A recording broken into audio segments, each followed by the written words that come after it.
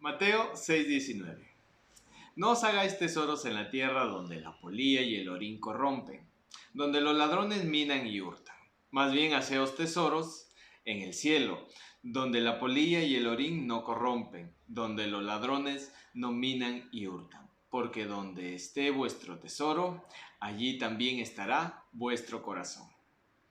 En los matrimonios o la sola carne del siglo XXI, las personas establecen la economía como un elemento distractor y también como un elemento que divide al individuo, donde lo que es mío no tiene nada que ver con lo que tú traes, cuando verdaderamente todo se vuelve uno, no solamente el cuerpo, el alma y el espíritu, sino también nuestra economía. Aprenderemos hoy a cómo fusionar ese aspecto económico tan vital, ¿no?, en la sociedad del siglo XXI y a cómo lograrlo. Somos Oscar y Belén. Bienvenidos a un episodio más de Una sola carne. Y no empezamos sin antes darle gracias a Dios. Querido Padre, te damos gracias por cada momento que tú nos regalas, de poder difundir tu palabra. Y en esta vez, ¿no?, con muchas ganas y entusiasmo porque queremos seguir aprendiendo. Que tu sabiduría siempre nos acompañe. En el nombre de Yeshua HaMashiach. Amén. Amén, así es. Entonces hoy sí tenemos este tema muy polémico y sobre todo que hemos visto que en este tiempo es un tema motivo de divorcio muchas veces, ¿no? Es algo que también requiere límites, como lo hemos estado hablando, los límites del matrimonio. Este tema de las finanzas también es un tema delicado que muchas veces no nos gusta escuchar mucho, pero que verdaderamente empezaste con un punto muy importante, donde dice que porque donde está vuestro tesoro, ahí estará también vuestro corazón, ¿verdad? Muchas veces estamos supeditados al dinero, nuestra alegría, nuestro gozo, todo lo que podamos representar como felicidad muchas veces está supeditado a eso. Es decir, cuando tenemos dinero estamos contentos y cuando no estamos amargados, fastidiados, y eso no debe ser porque ahí está dando una evidencia de que verdaderamente nuestro corazón está inclinado más al dinero, ¿verdad? Entonces vemos de que cuando somos un matrimonio ya no es mío, ya no es tuyo, sino es nuestro, como lo hemos venido repitiendo. Es decir, cuando nos casamos, también se casa nuestra billetera. El dinero para muchas personas representa poder, independencia. Algunos dicen, nadie va a decirme qué tengo que hacer con mi dinero, ¿no? Acá en Perú hay una expresión muy usual donde dice, yo me rompo el lomo, así que lo que gaste nadie se tiene por qué meter, ¿verdad? Entonces, y no es así, ¿no? En 1 Timoteo hay algo también muy interesante que nos dice, porque raíz de todos los males es el amor al dinero, el cual codiciando algunos se extraviaron de la fe y fueron traspasados de muchos dolores, ¿no? Esto lo hemos visto continuamente, que a veces cuando llegamos a un momento en que somos prosperados, de repente dejamos de ser humildes y nos volvemos altivos, nos volvemos egocéntricos, y empieza a evidenciarse lo que verdaderamente hay en nuestro corazón, ¿no? Así que analicemos cada día este tema, porque es muy importante, ¿no? De que nosotros, a la luz de la palabra, veamos que Dios nos quiere bendecir y Él quiere que seamos prosperados. Dice que tengamos salud así como prospera nuestra alma. En todas las cosas Él desea que seamos prosperados, ¿no? Entonces, en nuestras manos Él pone esta responsabilidad de que seamos buenos administradores de todo lo que Él nos da. Sí. También los conflictos empiezan porque tal vez no hemos entendido que cuando nos unimos, ¿no?, ya sea en lo civil o en lo religioso, ¿no?, esa unión se convierte en un depósito, en un lugar donde guardamos cosas. Por ende, el matrimonio, la sola carne, se convierte en un tesoro. Es un tesoro lleno de cosas valiosas emocionalmente, ¿no?, intelectualmente y también económicamente. El tesoro no solamente radica en lo que es el dinero, sino también en la riqueza de valores y en la riqueza, ¿no?, de virtudes que acumulamos a través del tiempo. por eso que a veces, ¿no?, el dinero se presenta como la mayor virtud entre dos personas, cuando no debería ser así. Y eso se debe porque hay una pobreza en virtud. Hay una pobreza interior que tiene que ser llenada. Ahora que uno que está casado, llenada con el tesoro de virtud más grande que podemos encontrar, la palabra de Dios. En nuestro caso, que somos cristianos. Pero también vemos, ¿no?, como personas, ¿no?, cristianas ven como una mejor o mayor virtud que todas el dinero. Y ahí es donde entran los conflictos. ¿Por qué? Porque no hay confianza. Uno no se siente, ¿no?, seguro en dejar el dinero a cargo de la esposa o viceversa, a dejarlo a cargo del esposo. ¿Por qué? Porque no se ha generado la confianza necesaria. Puede haber emoción, puede haber sentimiento, pero no hay la virtud de la confianza, que se tiene que empezar a construir urgentemente. Porque, como lo ha dicho mi hermosa esposa, muchas parejas se han separado. No por adulterio, no por engaño, sino por el dinero. Y eso no tiene que seguir siendo así. Somos un depósito. La prueba de ello, el Espíritu de Dios, que está dentro de nosotros, nos ha convertido en un depósito. Así es, entonces verdaderamente aquí tenemos que tener bastante cuidado, ¿no? A veces tenemos un corazón donde dejamos entrar la codicia, ¿no? La avaricia, muchas veces huimos cuando hay temas que se relacionan con el dinero, ¿no? Nos volvemos como acaparadores de todo lo que Dios nos da y obviamente estamos hablando de personas que saben cuáles son los principios que Dios ha establecido, ¿no?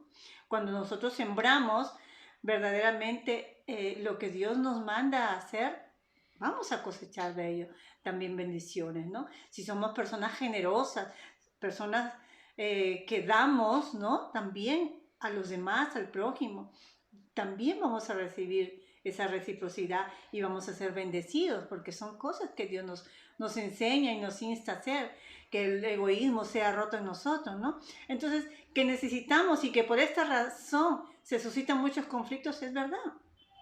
El dinero es importante, es una herramienta que necesitamos en nuestra vida, ¿no? No podemos decir que no necesitamos dinero, a ver, entonces el mundo se paralizaría si no hubiera este recurso. Eso se necesita. Todo lo que nosotros tenemos debemos de tener claro que es de Dios, Dios nos lo ha dado, ¿no? El dinero muchas veces nos ciega y es una causa de estrés cuando sobre todo hay deudas, ¿no? Quien no ha tenido a veces deudas, entonces sabemos que nos preocupamos, nos roba la paz, la tranquilidad, ¿no? Y muchas veces cuando tenemos dinero evidencia lo que hay en nuestro corazón, ¿no?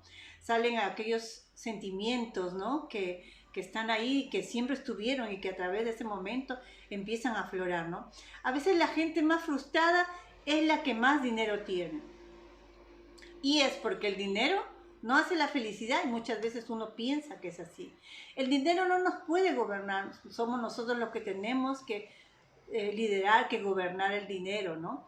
Ahora, las finanzas en el matrimonio deben de tener límites y se tiene que establecer un orden para ser esos buenos administradores que Dios quiere que seamos, ¿no? Siempre nosotros tener un orden significa que tenemos que hacer un presupuesto mensual de cuáles van a ser los gastos, ¿no? Cuáles son los gastos que nosotros realizamos, cuáles son las cosas que son prioridad, y empezar a descartar lo que de repente estamos gastando de más y cosas que no son importantes, cosas que de repente son vanas. Entonces cada vez tenemos que seguir evaluándonos, ¿no? Cada mes hacer toda una evaluación, porque cuando nosotros establecemos un orden, va a ser mejor que llevemos un control de todos los gastos que nosotros estamos haciendo. Es decir, anotar cuáles son los gastos, las salidas, los ingresos de dinero y los gastos que se hacen, ¿no? Y así nosotros tenemos una idea de todo lo que nosotros vamos procesando. Sobre todo también en estas cosas, tener una mentalidad de una vida de contado, ¿no? Es decir, tratar de no endeudarnos, de no sacar las cosas al crédito, porque sabemos que eso acarrea muchas veces deudas, ¿no? Y vivir una vida con una mentalidad de ahorro, ¿no? Siempre tenemos que establecer en el hogar, en el matrimonio, una mentalidad de ahorro.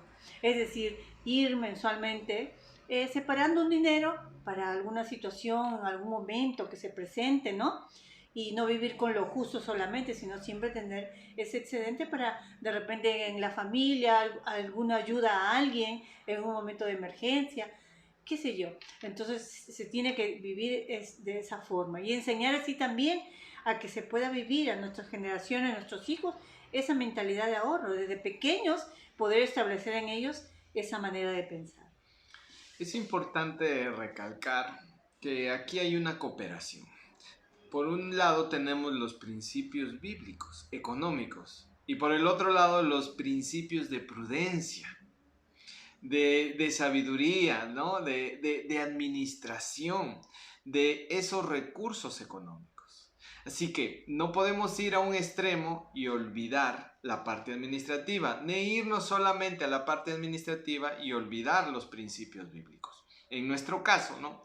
Hacemos una cooperación de ambos. ¿Por qué? Porque los recursos que nosotros podemos recibir por causa de la obediencia a los principios bíblicos económicos, pues la administración nos permitirá hacer que esa provisión rinda, que esa provisión se pueda distribuir y sobre todo pueda llegar a todos los lugares en lo cual está planificado que así sea y que cubran nuestras necesidades básicas. O sea, una persona que no sabe administrar, a la hora de compra lo que es secundario y olvida lo que es esencial. Y eso es importante, tener sabiduría administrativa. Asimismo vemos, ¿no? Un ejemplo, ¿no? Vemos personas de bajos recursos, por decir, en un asentamiento humano, un pueblo joven, que quieren comprarse un televisor plasma.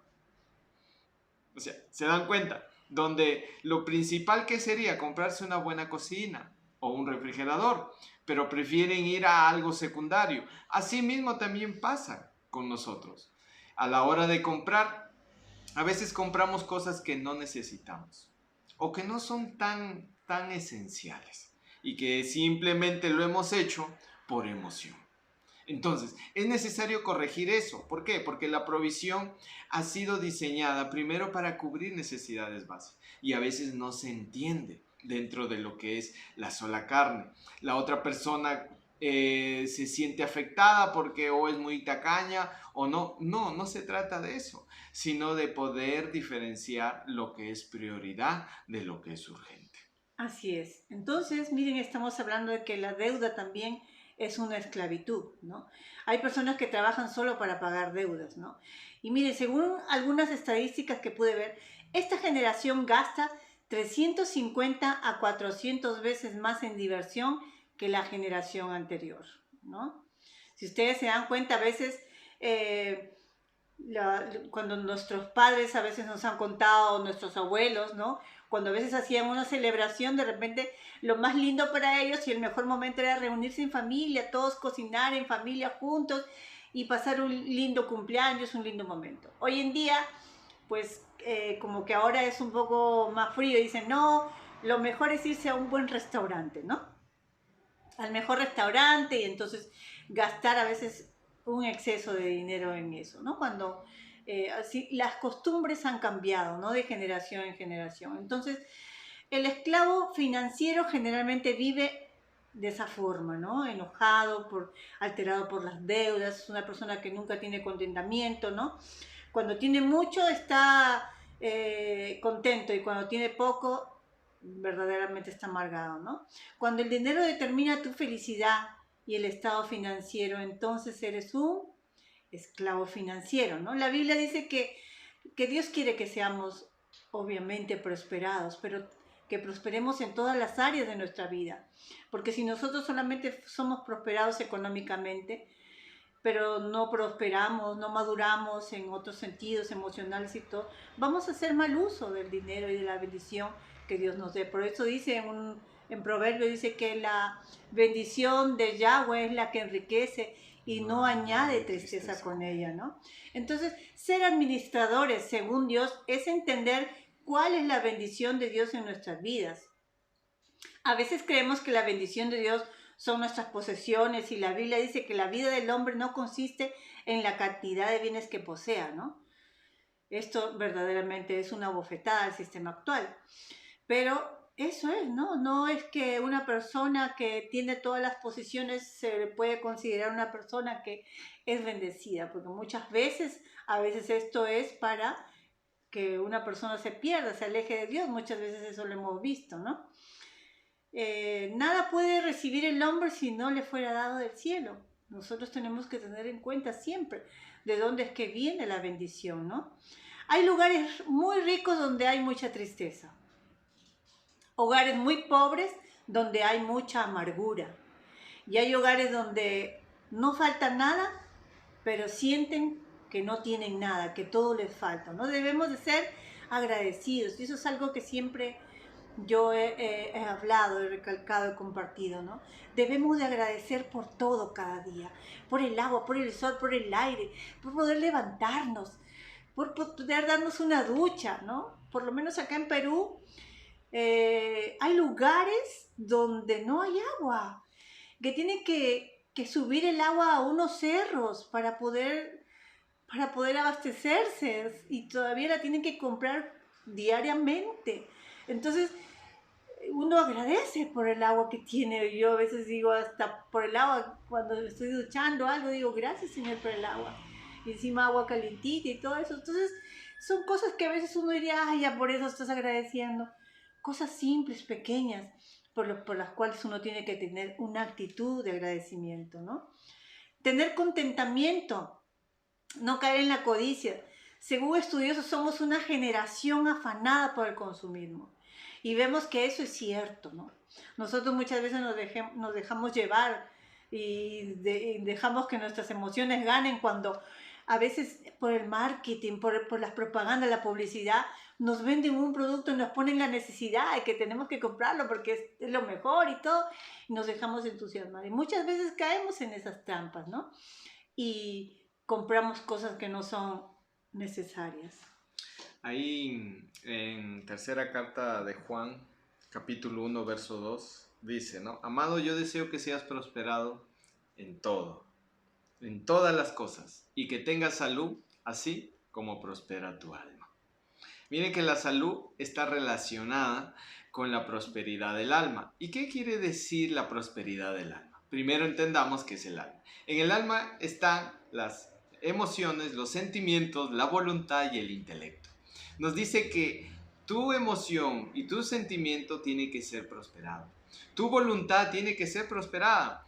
Tu intelecto tiene que ser prosperado. Y la palabra prosperada significa ayudado a lograr algo. Entonces, ¿cuántas cosas nosotros hemos echado a perder económicamente? Porque lo hemos hecho por emoción. Porque hemos tenido un presentimiento. Una cosa es comprar algo por emoción y otra muy diferente a hacer un gran negocio donde una fuerte cantidad de dinero se ve comprometido por una corazonada. Donde la fuerza de voluntad falló cuando gastaste lo que no podías reunir. Y cuánta mala decisión tomamos en ámbitos económicos a la hora de prestar un dinero a una persona que tal vez sabías que no te podía devolver. O prestaste un dinero que tú primero debías pagar porque tú tenías una urgencia. Pero decidimos mal. Dice que nuestra alma tiene que ser prosperada, tiene que ser ayudada. ¿Ayudada a qué? A madurar a la correcta posición del Hijo de Dios. Dice que a nosotros nos desea que seamos prosperados en todas las cosas, pero es necesario que nuestra alma empiece a ser ayudada, a ser prosperada por la palabra de Dios, que nos enriquece con sabiduría e inteligencia, que nos convierte de consumidores a productores, productores de sabiduría, productores de inteligencia, productores de emociones y sentimientos, ya no sujetos a la codependencia, pero sí a una armonía emocional entre el esposo y la esposa. Por eso es vital que nuestra alma empiece a prosperar desde el estándar que la sabiduría de Dios nos puede dar a través de su palabra, y así también aprenderemos el estándar de prosperidad económico conforme a la forma que Dios le agrada. Así es, y tocaste un buen punto, ¿no? A veces cuando, por ejemplo, se hace un préstamo a alguien sabiendo que no nos va, no, o nosotros le prestamos a alguien sabiendo que no va a correspondernos después con el dinero. Entonces, cuando nosotros ocultamos eso dentro de la sola carne del matrimonio, hay casos en los que eso es motivo de un conflicto, ¿no? Miren, por el dinero a veces es motivo de un conflicto, porque muchas veces aún la pareja está ajustada en gastos, no puede hacerlo, sin embargo, a veces sea el hombre o la mujer presta un dinero. Entonces, miren lo que todo eso puede acarrear. Por eso, dentro de la sola carne y el matrimonio, si no hay intimidad financiera, este será motivo para conflictos de intimidad del matrimonio, ¿no? No existen dos cuentas bancarias, sino una donde ambos tengan conocimiento de todos los gastos que se hacen, ambos sean de ayuda el uno al otro para que puedan tener un orden en todo esto, ¿no? Los mejores matrimonios son los que entienden que todo es nuestro, ¿no? Entramos al matrimonio con diferentes puntos de vista, ¿no? En cuanto a las finanzas, eso es verdad, porque a veces como solteros tenemos un cierto ritmo de gasto, o a veces entramos con un trabajo ya seguro, fijo, entonces cada uno se maneja y maneja el dinero a su forma, pero ya en la sola carne tenemos que converger todas esas ideas de manera que nos pongamos de acuerdo, que hagamos todo una organización en cuanto a cómo se va a gastar el dinero, de compartirlo y de que todo sea nuestro, como lo hemos venido diciendo, ¿no? La mayordomía financiera en el matrimonio y el impacto que esto tiene en el matrimonio y que se manejen bien es muy importante, porque muchas veces por una mala administración se puede llegar a un conflicto, a una guerra, ¿no? Y también es una fuente de estrés, muchas veces por las cuentas por pagar, ¿no? Sino que a veces también no solamente es motivo de conflicto, sino de resentimiento, ¿no? De otros tipos de alejamientos ya de las personas, entre la pareja, ¿no? De amarguras, de dividirse y de muchas cosas más que a veces por este tipo de cosas, por engaños, porque le ocultó que gastó, porque le ocultó alguna situación financiera, entonces se han venido abajo muchos matrimonios por este tipo de cosas, ¿no? De repente hipotecó la casa o qué sé yo, algo que perjudicó, y sin embargo a veces esas cosas en un momento llegan a la luz, ¿no? Salen a la luz y entonces traen grandes problemas, ¿no? Luego también en la actualidad hay muchos que se casan acostumbrados a tener de repente lujos y cosas ostentosas, ¿no? Entonces ya cuando se tiene un matrimonio ya tiene que uno tener un ritmo distinto porque tienen que tener un proyecto de vida, ya para cosas importantes como una casa, ¿no? Y ya cuando vienen los hijos también, guardar para lo que son los estudios y todo ello, ¿no? Como hemos dicho, siempre se tiene que tener una mentalidad de ahorro, ¿no?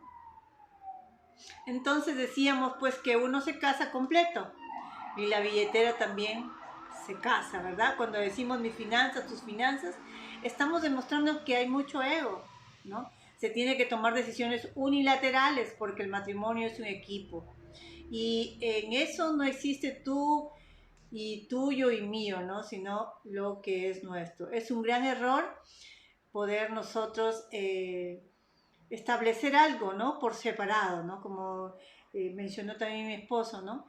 Cuando ya desde el inicio se casan con bienes separados porque ambos tienen riquezas, tienen empresas, negocios y bienes, ya desde ahí están estableciendo una división. Así que no esperemos que con los años de esta pareja, pues yo creo que ese es el inicio para un divorcio más adelante, ¿no? El que esté más capacitado. Ahora, si nosotros hacemos la pregunta, ¿quién maneja las finanzas para que la administración sea saludable y el impacto sea positivo o negativo? ¿No? Es algo que nosotros tenemos que ponernos de acuerdo, ¿verdad? ¿Quién de los dos? Entonces, ¿cuál es la respuesta ante esto? El que tenga y esté más capacitado, el que tenga más habilidad en esto, Nosotros a la medida que vamos conociendo a la pareja, nosotros vamos dándonos cuenta quién está más capacitado, puede manejar, quién es más responsable, quién tiene más dominio, ¿verdad? En cuanto a veces que nos volvemos compradores compulsivos, ¿verdad? Entonces, ¿quién tiene más dominio en eso, no? Esa es la persona que está más habilitada para poder ejercer esta parte, ¿no? Claro.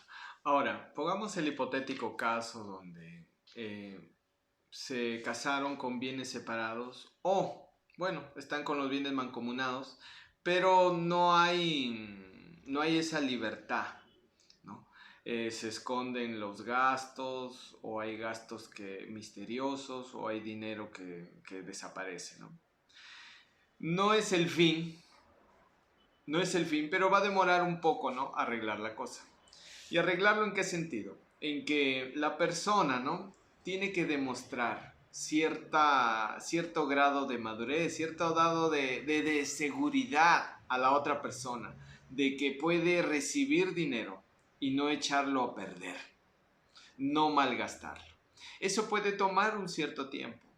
Es necesario ser educado económicamente y la única manera que por lo menos nosotros conocemos es a través de la palabra de Dios. Lo que es la obediencia, lo que es la disciplina, lo que es el respeto. Esos son cercos que te impiden ir más allá cuando quieres hacer un gasto que no es el tiempo de hacerlo, o el gasto que se hace a veces usualmente por emoción. Y a medida que uno ejercite esa disciplina, porque no solamente es no pecar, aunque con eso ya es bastante, también es no malgastar. Y cuando uno es disciplinado, no malgastando, convence al cónyuge que estaba inseguro porque no sabía en qué rumbo financiero la otra persona, ¿no? El otro cónyuge iba a terminar, pues comienzas a convencerlo de que también eres una persona confiable en las emociones, en sentimientos y también en la economía. Así que eso genera pues un vínculo total, no solamente en lo espiritual y lo emocional, sino también en lo material. Así es, ¿no? Entonces, cuando decíamos nosotros que el que ejerza esa administración de las finanzas en el hogar debe ser el que esté más habilitado, ¿no? No queremos decir de que la otra persona pues se quede de brazos cruzados y ya, bueno, yo no soy hábil, y ahí se quedó, sino que también tiene que tener el interés de aprender, ¿verdad? De que al mismo ritmo que la pareja está ejerciendo todo ese trabajo, ella también puede aprender, ¿no?